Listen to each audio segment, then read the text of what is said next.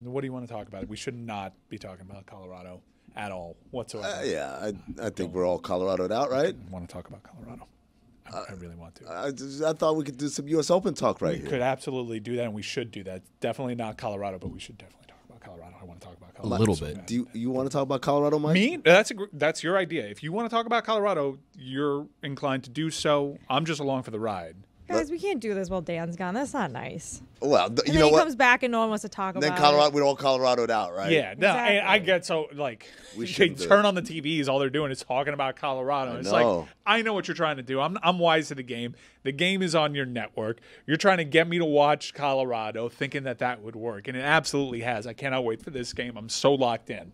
I'm so locked into this game, but we shouldn't talk about it. We should be talking about a different school with the colors black and gold in the Big 12. Am I right? Ah, shut up, Jeremy. Now I will definitely talk about Colorado over that team. Let's talk about Colorado, please. okay. Because look, they're 0-0 right now. Vibes are usually vibes are supposed to be good, especially around a Deion Sanders program right now. But vibes are not good. Why not? Well, some people are pointing the finger at the head coach because of how he's treating the media and an off season of I don't think turmoil is too strong of a word. An off season of hey, what's going on over there? Is how I would put it. Hey, what's going on over there? And certainly questions that are being asked of that program that wouldn't be asked if they were a better program. They're a byproduct. What's going on with Colorado is they're a byproduct. There's already Colorado fatigue. The season hasn't even started yet. They're a byproduct of what they brought in. They wanted all this media attention. They got a lightning rod for a head coach, one that is media friendly to certain media outlets that gravitate over to him because he does move the needle.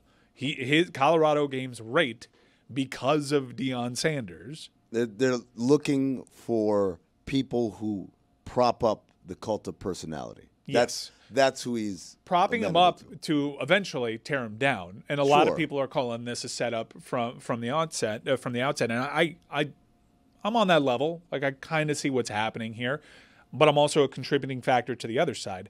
I'm fascinated by what's happening because we've never had a player ascend the ladder. Like, yeah, I'll come to college football. I better be a head coach, and I'm not going to wait around forever for my next opportunity. Right. So fast-tracked, as a black man, it's very difficult to get these positions of power. Sure and he is. does it a totally different way than everybody else. And people are rooting for him. People are also rooting against him. I have my thoughts on his general approach. I think most people would agree, although it's very vogue right now to, F the media. Like, I'm with you. He's definitely tapping into a vibe that already exists. He's not created this. No. He's just pandering to that segment of the population. I saw the David Samson segment that you guys had yesterday.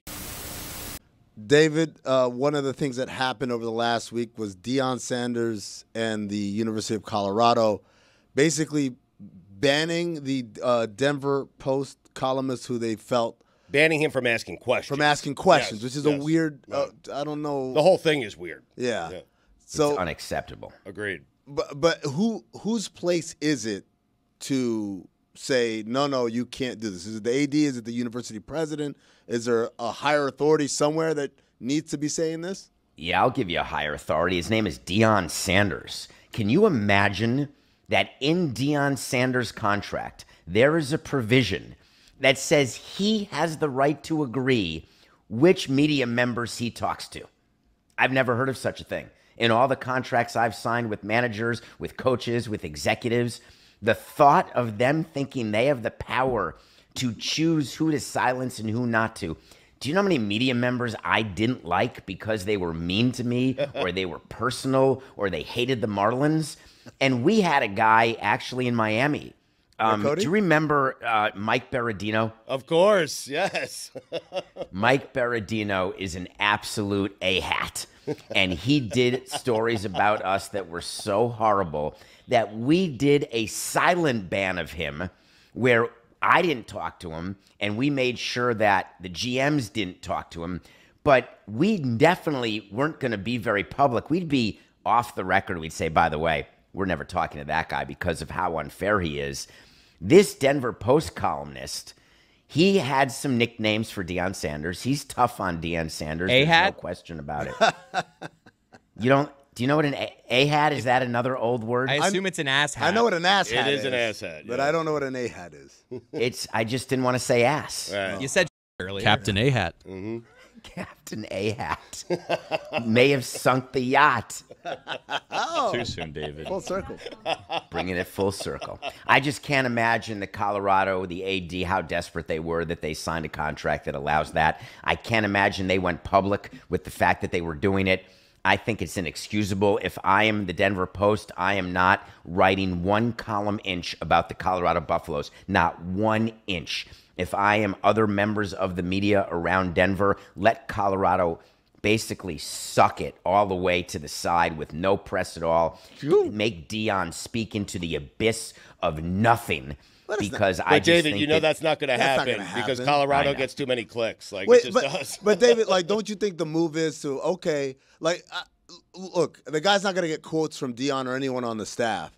All right, so now I have, instead of me being able to get the other side, I get to go full bias, the way you think I really am, and just roast because he's a columnist. He's not a beat writer, so he gets to roast Colorado even harder now, doesn't he? He could. I mean, it depends what the editor wants. But yes, of course he could. But then it becomes personal, and then you lose credibility as a columnist. The whole purpose of being a columnist is that your readers look and say, wow, this is a thoughtful approach to the subject matter.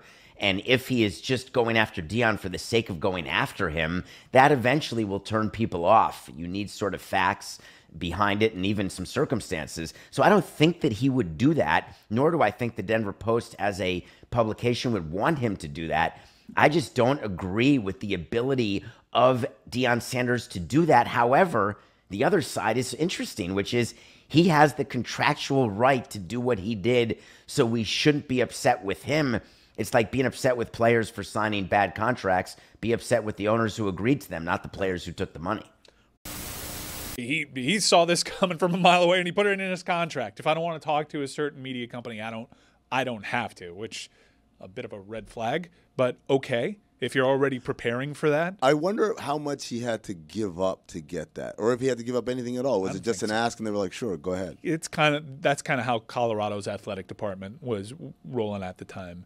I've spoken to people that have spoken to people. Whoa. They're kind of along for the ride here, and they understand that they don't really have any moves here, but also he's pumped in a ton of revenue into that program that was dying for revenue. That university, not just a program, man. Like they've made it. Oh, a bunch of people are applying to Colorado because it presented well on TV. When game day went out there, man, this seems fun. If I'm in that part of the country, I want to be there. If I'm a prospective football player, I want to be around that energy. I want my coach to have my back in those profound ways. It's a different way than other coaches do, but you could see, like, while some people may see his treatment of his sons and Travis Hunter as, hey, that's a little problematic. Like, you're very clearly putting these guys on a pedestal and treating them differently than everybody else, that might really appeal to certain recruits. I am a different talent. Yeah, the blue chips want to know that, hey, man, we're not. It's the old Animal Farm things. Like, all animals are created equal, but some are more equal than others.